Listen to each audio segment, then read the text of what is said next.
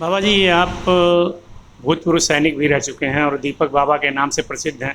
आज जो है मुन्ना सिंह और अमर मणि एक ही मंच पर जो है सपा गठबंधन और कांग्रेस के मंच पर चढ़े हुए हैं। इस पर आपका क्या कहना देखिए, अगर मुझसे आप जानना चाहेंगे तो मैं आपको ही बताना चाहूँगा, ये दोनों लोगों की हताशा को दर्शाता है कि आज ये दोनों लोग जो अपने प्रबुद्ध की लड़ाई लड़ा करते थे और ये दिखाते थे और समाज में दर्शाते थे, इस विधानसभा को जताते थे कि हम लोग बहुत प्रभुत्ववान हैं। लेकिन मुझे ऐसा लग रहा है कि आज एक ऐसा दिन आ गया है कि यहाँ पे एक विधायक की उत्पत्ति हुई जिसका नाम है ऋषि त्रिपाठी। उसके उत्पत्ति के बाद ये लोग इतने घबरा गए हैं और इतने टूट गए हैं, इतने नर्वस हो गए हैं। मुझे लग रहा है यही एक बहुत बड़ा कारण है कि दोनों लोग एक ही मंच पे आ गए हैं।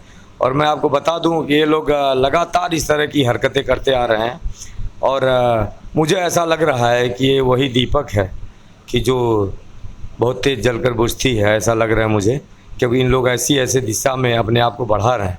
अभी जैसे देखिए, अमन जी थे, उन्होंने एक यहाँ से एक प्रत्याशी को लड़ाया था एज ए चेयरमैन। वो चेयरमैन कहीं इस चुनाव में कहीं दिखाई नहीं दिया और किसी पार्टी विशेष के लिए काम नहीं किया। दूसरा जो मुन्ना सिंह जी थे, उन्होंने हबीब को लड़ाया। और ये मैं दीपक बाबा नहीं, उनके खुद भ्राता, जो ज्येष्ठ भ्राता हैं, जो कुंवर अखिलेश सिंह, जो पूर्व सांसद भी रह चुके हैं, पूर्व विधायक भी रह चुके हैं, जिनकी समर्थता भी मानी जाती है कि विधानसभा और इस जनपद में है, उन्होंने अपने मुखारबिन से कह दिया है कि मुन्ना सिंह ने बहुत बड़ी गलती की थी हबीब खान का जो समर्थन करके नगर पंचायत में, और वो कहीं दिखाई नहीं दे रहा है। तो मुझे ऐसा लगता है कि इन दोनों लोग की हताशा है और ये परेशान है कि मैं क्या करूं, और शायद इनके समझ में नहीं आ रहा इन्हें कौन सा कदम उठाना चाहिए, कौन सा नहीं उठाना चाहिए। अभी मैंने कल देखा कि माननीय जो है कि अखिलेश यादव जी आए हुए थे, पूर्व मुख्यमंत्री, और उनके द्वारा जो भी हरकतें की गई इन दोनों लोगों के प्रति, एक लोग थे वो जो नदारत थे, उन्होंने भी एक बहाना ढूंढ लिया। मैं उस बहाने का जो उल्लेख करना नहीं चाहूँगा इस आपके चैनल पे, लेकिन इतना कहूँगा वो सब बहाने थे कि वो वहाँ नहीं थे। और दूसरे जो बैठे हुए थे, उनका भी उनके के लिए जो क्रिया प्रतिक्रिया थी पूर्व जो है मुख्यमंत्री का, वो मुझे कुछ विशेष नहीं लगा। और मुझे लगा कहीं ना कहीं अब ये असेंडिंग इनकी पूरी हो चुकी है, असेंडिंग की दिशा, अभी डिसेंडिंग की तरफ बढ़ रहे हैं। और मेरा अगर माने तो मैं ही कहूँगा बहुत बचकर इन्हें डिसेंडिंग की अवस्था में उतरना चाहिए, कहीं ये गिर न जाए, कहीं चोटिल ना हो जाए।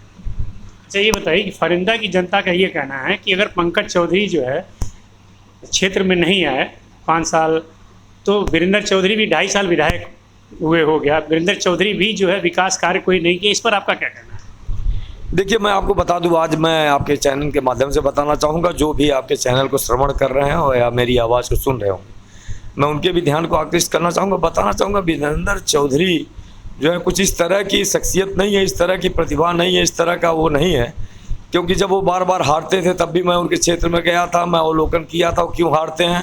हाँ ठीक है, बार बार हारने के उपरांत वो एक दफ़ा जीत गए, जीते भी तो कितने मार्जिन से जीते ये भी लोगों को पता है।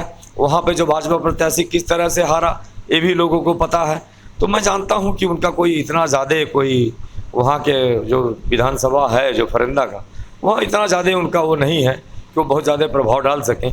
और मैं तो आपको यही कहूँगा कि मुझे ऐसा लगता है, मेरा दिल कहता है कि अगर 5 विधानसभा का जिस दिन अवलोकन होगा 4 तारीख के बाद, तो कहीं ऐसा ना हो कि वो फरिंदा विधानसभा में ही उनकी वोटों की संख्या बहुत कम हो। और पंकज चौधरी की हैसियत देखिए, मैं बता दूं, लोग कहते हैं पंकज चौधरी यहाँ नहीं आते, मिलते नहीं, ये नहीं, लेकिन मैं आपको बताता चलूँ कि पंकज चौधरी के लोग चप्पे चप्पे पे हैं, पंकज चौधरी के लोग घरों घरों में हैं। पंकज चौधरी आज से नहीं, कई दशकों से राजनीति कर रहे हैं। पंकज चौधरी आज तक किसी का अहित नहीं किए हैं। पंकज चौधरी अगर किसी का हित नहीं किए हैं तो किसी का हित नहीं किए हैं।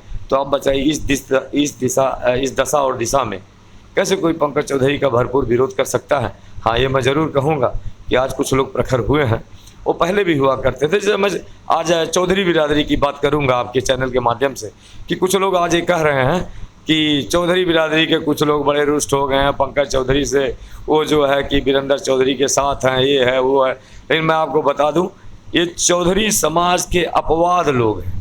अपवाद लोग, जैसे मैं ब्राह्मण समाज का बेटा हूं, दीपक बाबा, अगर मैं चुनाव लड़ता हूं तो ऐसा जरूरी नहीं कि सब ब्राह्मण समाज के लोग मुझे वोट करेंगे। कुछ जरूर होंगे ऐसे कि जो हमारा विरोध भी करेंगे। तो इस तरह के जो लोग थे जो पहले कभी पंकज चौधरी का साथ नहीं दिए चौधरी समाज के, वही लोग वीरेंद्र चौधरी का नाम ले रहे हैं। अन्यथा मुझे ऐसा नहीं लगता कोई भी समर्थ अगर कोई चौधरी होगा इस समाज का, वो कभी पंकज चौधरी का विरोध करेगा। और सब समाज की बात मैं करना चाहूँगा कि मैं यही कहूँगा, जितने भी समर्थ जो लोग हैं वो सब जानते हैं, मोदी जी के कार्यों को जानते हैं, मोदी जी के कार्यों को धरातल पे उन्होंने देखा। अब मुझे लगता है कि मोदी जी के बारे में जानना और उनके बारे में सोचना कुछ ऐसा शेष नहीं रह गया है कि उनके बारे में कुछ सोचा जाए।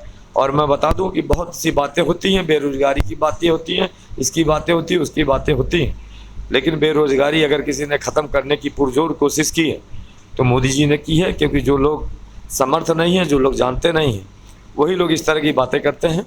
और मैं ये आपको बताना चाहूँगा कि मोदी जी का कोई भी कार्य ऐसा नहीं है कि जो उनके चुनाव से लेकर प्रेरित हो।